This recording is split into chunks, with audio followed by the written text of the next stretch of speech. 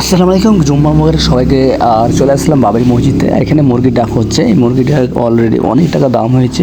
তো মুরগি ডাকার কাজ চলছে এখানে। যারা ইমাম সাহেব আছে আর দর্শক দেখতেই পারছো, হাজার হাজার দর্শক কিন্তু তারা আসছে, যার পছন্দ হচ্ছে সে কিন্তু মুরগি ডাক করছে এখানে। তোমরা একটা জিনিস ভাববে যে মুরগির যার দাম তার থেকে কিন্তু বেশি টাকাতে ডাক হয়, কেননা এই মসজিদের এই টাকাটা এই মসজিদের জন্য মানুষ কিন্তু একটু বেশি টাকা দাম দিয়ে কিন্তু মুরগি কেনা নেওয়ার চেষ্টা করে।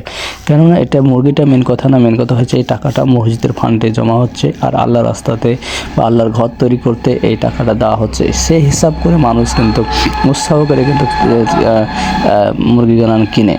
অনেকে হয় অনেকে কিনে না, যখন অল্প দামে চলে যায়। কেননা একটা মুরগির দাম 400 টাকা হয়, যদি ডাকে যদি 200 টাকা উঠে যায়, 200 টাকাতেই তাকে কিন্তু দিয়ে দিতে হবে, কেননা আর পাশের মানুষ ডাকছে না সেই কারণে।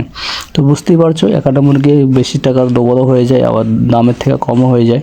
তো সবাই সেখানে মানুষ কীরকম আছে কি সেই হিসাব করে হয়। অনেক মানুষ যদি কম থাকে তো কম কত নেবে মুরগি।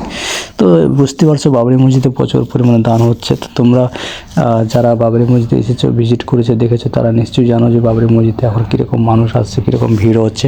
তো এই ভিডিওটা তোমরা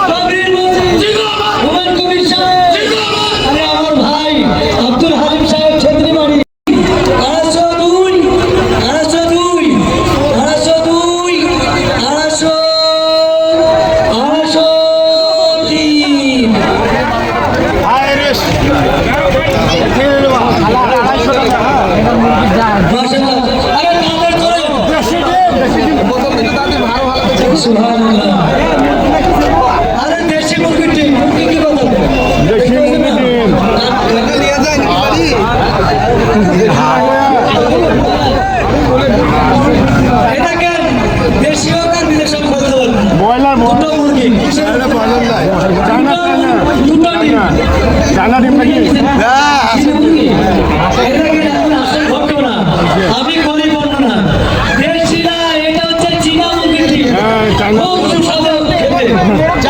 খেয়েছে 50